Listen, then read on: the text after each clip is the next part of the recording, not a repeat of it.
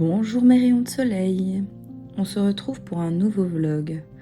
Au programme, moment de vie dans ma chaumière en pleine ville. On va faire un DIY ensemble et plus tard dans la vidéo, on parlera lecture.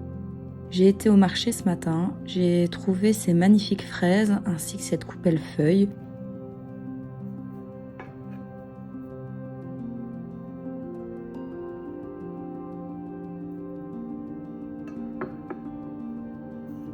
Et ce vase en laiton.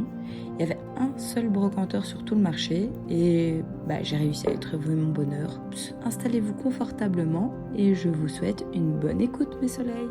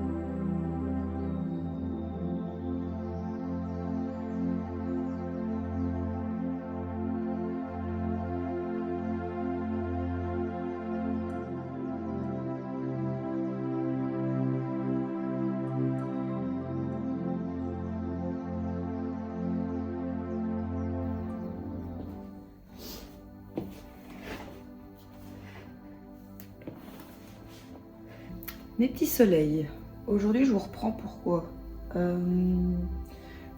C'est une journée moyenne, allons-nous dire. Et je me suis perdue à scroller, enfin je pense que on est tous dans le même bateau. Mais là, je me suis dit, on va faire une activité, comme ça va me sortir un petit peu de ce truc-là et de faire un truc avec mes mains. C'est un tout petit projet qui va vraiment me prendre, je pense, pas longtemps, mais je me suis dit que j'allais vous filmer ça. Je pense que ça peut être intéressant pour vous de voir un petit peu ça aussi. Donc le projet... Attendez, je bois une gorgée de café.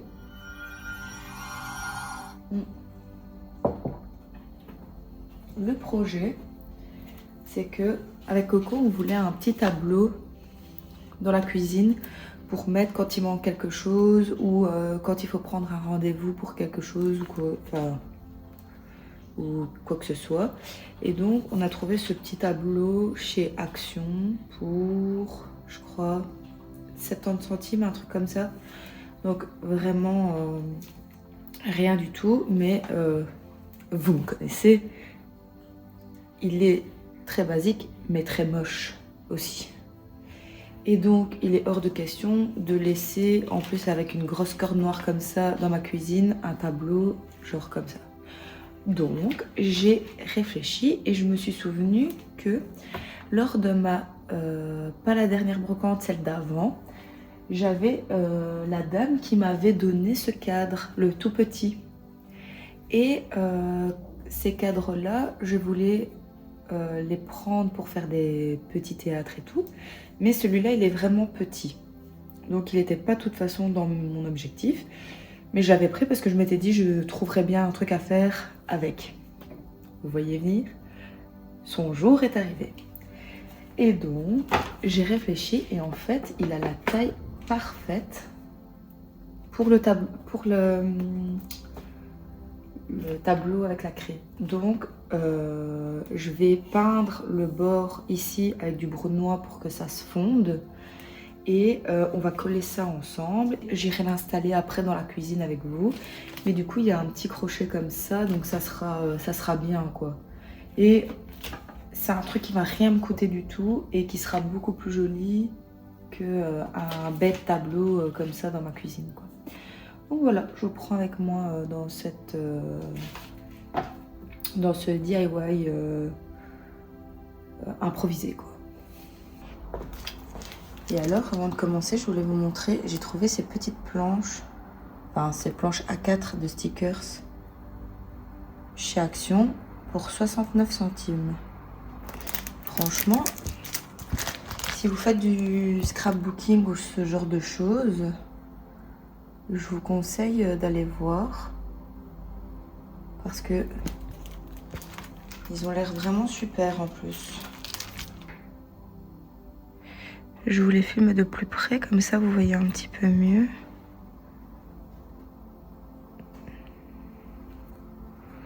Cette première planche de stickers, elle est vraiment magnifique. Et en fait, vous avez un côté et puis l'autre.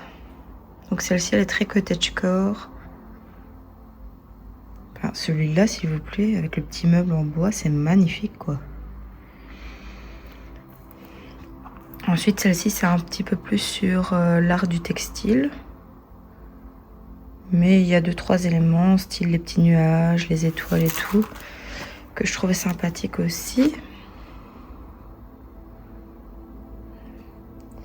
Et alors, la dernière ici, celle-ci est un peu plus enfantine, mais elle avait des baguettes magiques et tout, donc j'ai pas pu résister, quoi. Franchement, pour 60 cents, je crois que c'était 69 cents.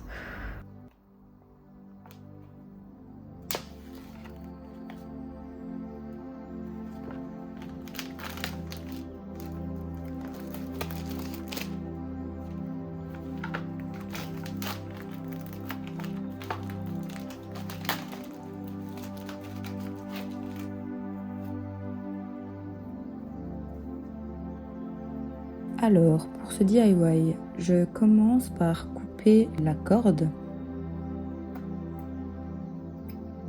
de chaque côté. Ensuite, je vais mettre du brunois, donc je vous en ai déjà parlé plusieurs fois. Ça donne une teinture au bois plus foncée.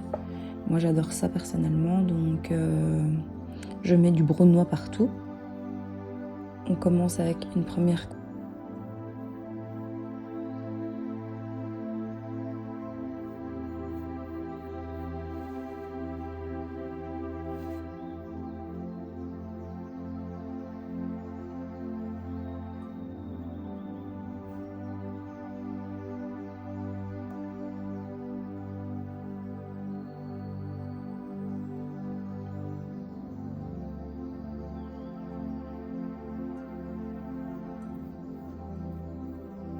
Ensuite, je me suis décidée pour lui donner encore un côté un peu plus witchy quoi.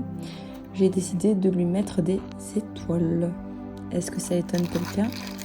Non, madame.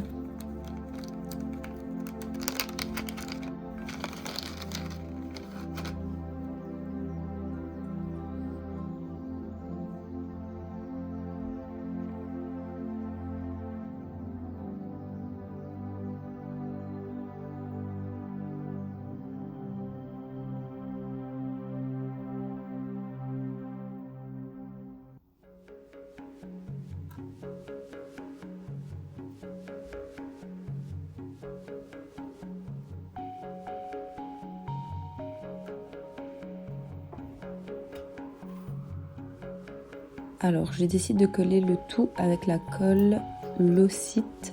C'est une super glue. Franchement, si vous connaissez pas, cette colle, elle est incroyable. Genre, je l'ai utilisée sur le support de papier toilette qui est en métal, qui s'était brisé en deux. J'ai recollé avec cette colle et on n'y voit que du feu et ça tient merveilleusement bien. Donc écoutez, je vous recommande. Moi, je l'utilise pour tous mes petits travaux comme ça.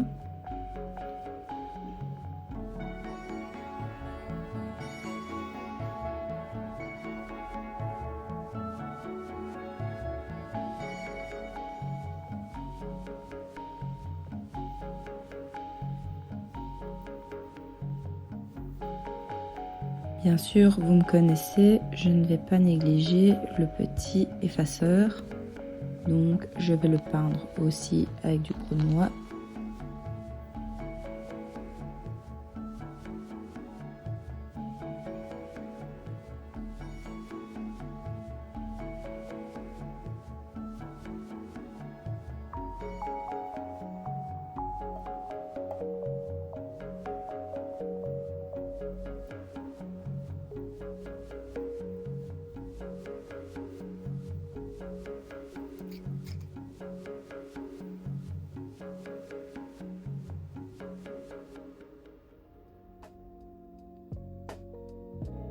Et je vais rajouter une petite étoile.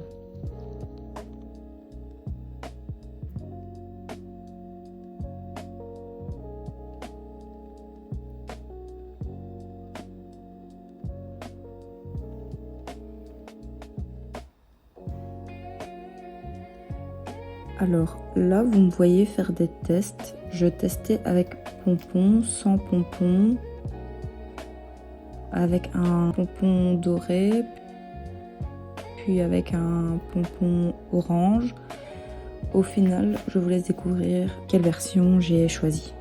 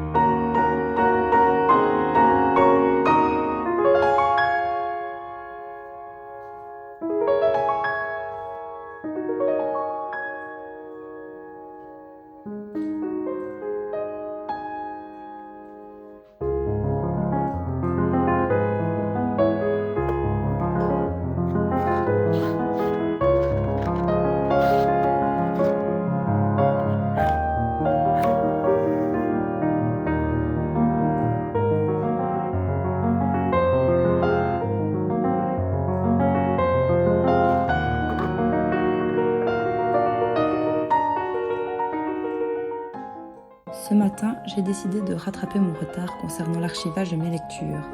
Ça faisait un moment que je ne l'avais pas fait et d'ailleurs je pense avoir oublié une partie car ça me semble peu depuis le début de l'année, mais écoutez, c'est pas grave, on fait avec, c'est tout, c'est comme ça.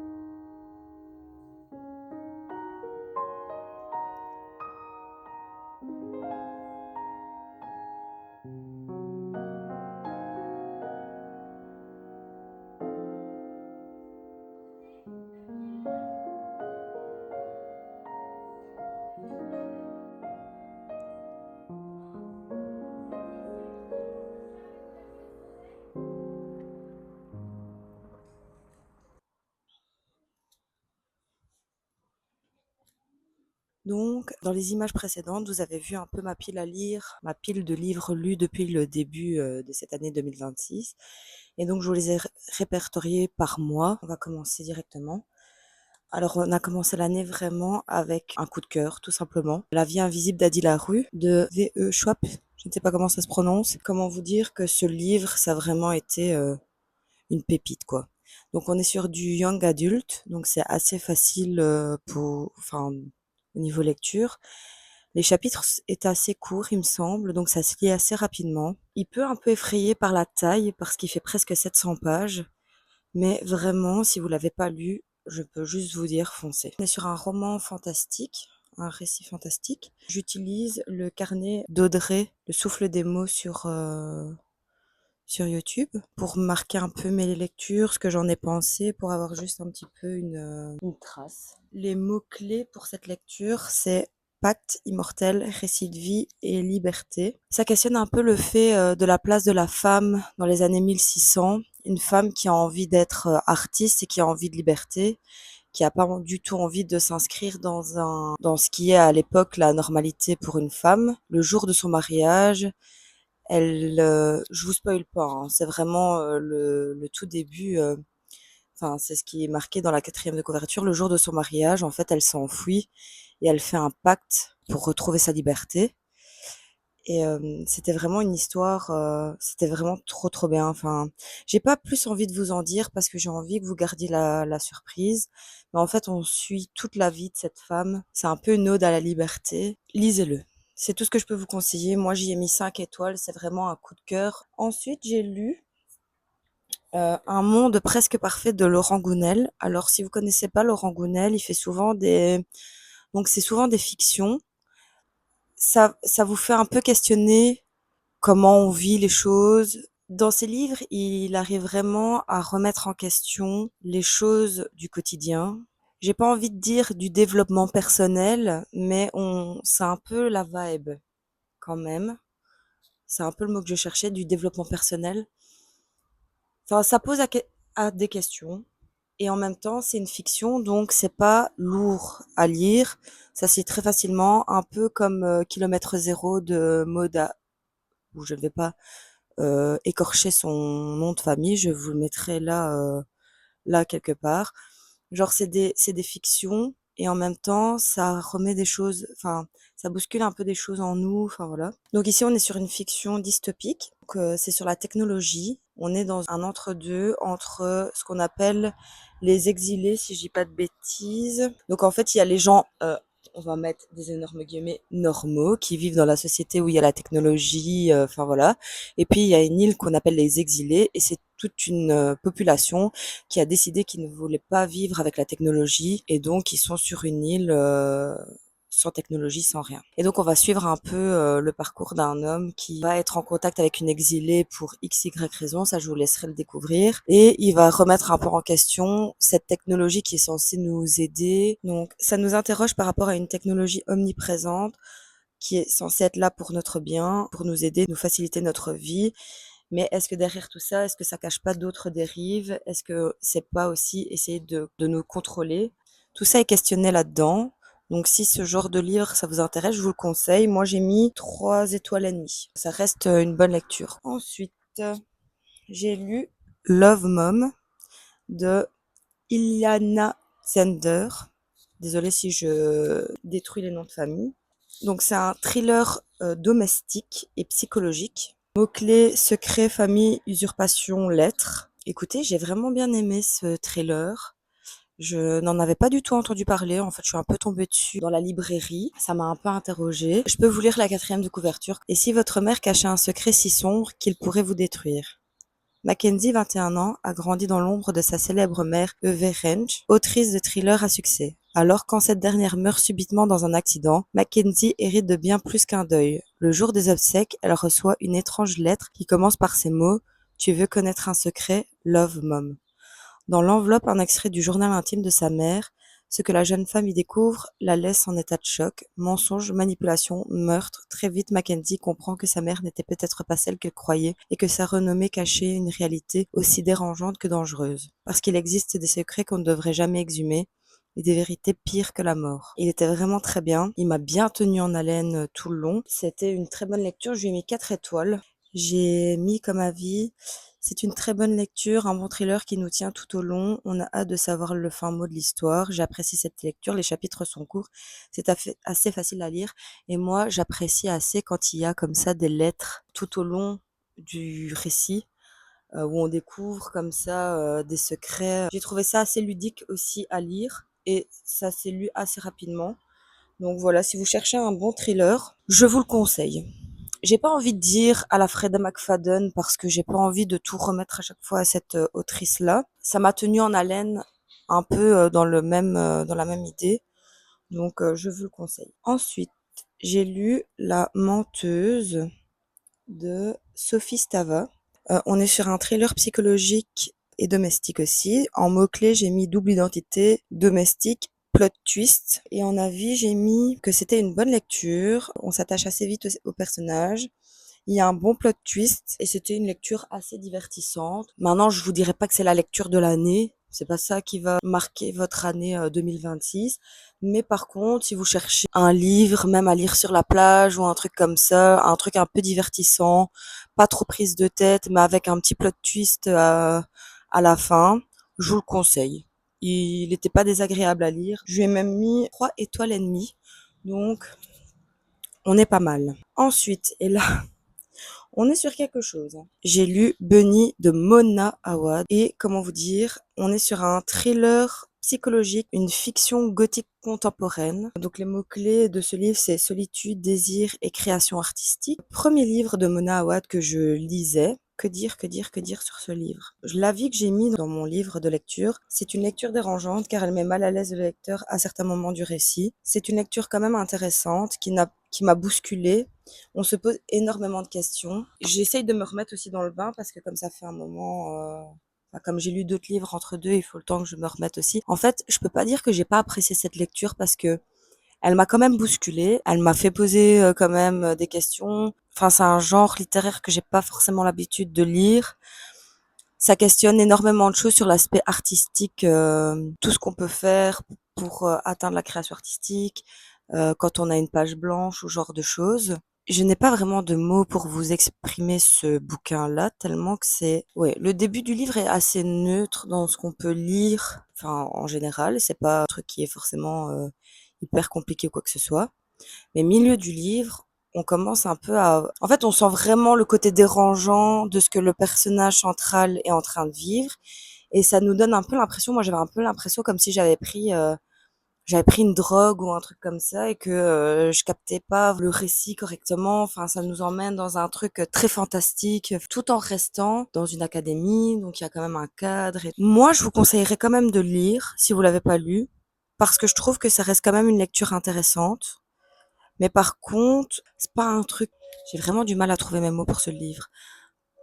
C'est pas une lecture légère, quoi. Donc, si vous avez envie de légèreté pour ce printemps et que vous avez envie d'être dans un mood calme, enfin voilà, je ne le vous le conseille pas. Maintenant, si vous avez envie d'être un peu bousculé, de rentrer dans un univers un peu sombre, je vous le conseille. Avec cette information, vous faites ce que vous voulez. Et pour Bunny, j'ai mis 3 étoiles et demie. Donc, je vous dis encore une fois, c'est pas un coup de cœur, mais je peux pas dire que c'est pas une bonne lecture non plus, même si j'ai pas passé le meilleur moment de ma vie en le lisant. Je trouve que il est intéressant et que ça reste un bon livre. Ensuite, là, on passe sur quelque chose de beaucoup plus léger. Floraison funèbre de la série Petits crimes et jardins secrets de H.Y. Anna. Donc là, on est sur un cozy mystery. Mot-clé, j'ai mis cottage, meurtre, chat, small town. Une petite lecture agréable de printemps. Donc ça se passe en Angleterre dans un cottage avec un magnifique jardin. C'est doux et à la fois on suit une enquête pour un meurtre qui a lieu dans le jardin. C'est assez bien écrit et personnellement je me suis faite surprendre par le meurtrier. Écoutez, moi je vous conseille cette lecture. J'ai vu que c'était une série de bouquins. Il y en a plusieurs, donc là je vais après continuer la suite une fois que j'aurai terminé ma pile à lire d'avril. Mais je vous le conseille. Si vous l'avez pas lu, vraiment, c'est doux, c'est frais. Pour le printemps, c'est vraiment chouette parce que on est dans un petit cottage en Angleterre avec un beau jardin fleuri et tout. Et en même temps, d'avoir ce côté doux, on a le côté, on suit une enquête policière pour savoir qui est-ce qui a tué le jardinier. Donc, écoutez, moi, je vous le conseille. J'ai passé vraiment une bonne lecture. J'ai même mis 4 étoiles. Alors, le dernier de cette pile, c'est Celle qui dansait avec les ténèbres. L'auteur, c'est W.R. Gorman. Donc, on est sur un fantastic young adult. On est sur une réécriture de Cendrillon. J'ai vraiment adoré cette réécriture. Les mots-clés, c'est ténèbres, gore. Enfin, moi, j'ai mis ténèbres, gore. Et en fait, j'ai un peu regardé. Tout le monde dit qu'il est sombre et sanglant. Donc, il y a des moments qui sont dégueulasses, je vous le dis. Parce que si vous aimez pas ça, il vaut mieux être prévenu. Mais par contre, si vous cherchez, je vous conseillerais peut-être pas de le lire maintenant. Je vous conseillerais de le garder genre pour fin août, début septembre, quand vous avez envie de commencer à vous mettre un peu dans un mode spooky. Mais c'était une très très bonne lecture. Et limite, je préfère 1000 fois cette adaptation-là de Cendrillon, enfin cette réécriture, que le Cendrillon classique que tout le monde connaît. C'était vraiment super intéressant. Donc j'ai mis, pour mon avis, c'est une réécriture de Cendrillon version gore et horrifique. J'ai adoré cette lecture. Je l'ai lu en 3 jours parce que je n'arrivais pas à décrocher. C'est très bien pensé, j'ai ressenti la peur des personnages. Sombre et sanglant sont les deux mots qui sied à merveille cette réécriture de Cendrillon, si j'arrive à parler. J'étais pas du tout au courant, genre c'est en me promenant chez Club que je suis tombée dessus et c'est une très très belle surprise. Donc je vous le conseille. Dans les images précédentes, vous aurez vu que j'ai été au cinéma voir Le Réveil de la momie et je vous ai pas fait de retour par rapport à ça, donc j'en profite d'être en face cam pour vous faire le retour. Écoutez, si vous aimez les films d'horreur, c'est par le réalisateur d'Evil Dead, le Evil Dead dans les bois. Celui-là, il était vraiment gore, enfin voilà. Et Le Réveil de la momie est vraiment pour moi un très bon film d'horreur parce que le film prend le temps de se mettre en place. On n'est pas directement sur des screamers toutes les 5 minutes. On prend vraiment le temps. Je trouvais que l'histoire était intéressante. Ça change de ce qu'on a l'habitude de pouvoir voir en film d'horreur. Par contre, je vous mets quand même un trigger warning dans le sens, il est vraiment dégueulasse. Il y a des scènes avec des ongles, avec des dents, enfin, tout ce que vous pouvez imaginer dans un film d'horreur gore, enfin, il a tout fait. Tout ce qui est dégueu, qui peut, tout y est. Voilà, sans vous spoiler, c'est juste un trigger warning si vous avez le cœur fragile, que vous aimez pas trop le gore, que vous aimez peut-être un autre genre d'horreur. Sachez que celui-là, il est sale, quoi. Mais Coco et moi, on a adoré notre séance. On a passé, je vais pas dire qu'on a passé un beau moment détendu, mais c'est ce qu'on cherche quand on va voir un film d'horreur, quoi. Là, je vous reprends juste après. On est dimanche, donc avec Coco, on va aller au Vieux Marché de Mons parce qu'il y a un petit brocanteur. Je vous ai filmé des plans. justement de la semaine passée où j'ai trouvé 2 choses, plateau avec la feuille et le vase, et il avait d'autres trucs, mais j'étais pas venue dans l'optique de chiner la fois dernière. J'avais pas trop exagéré, mais là on va refaire un tour. En plus il fait magnifique, donc on a envie d'aller se promener, de profiter. Donc je vais vous prendre avec moi bien évidemment, et je vous souhaite un bon dimanche.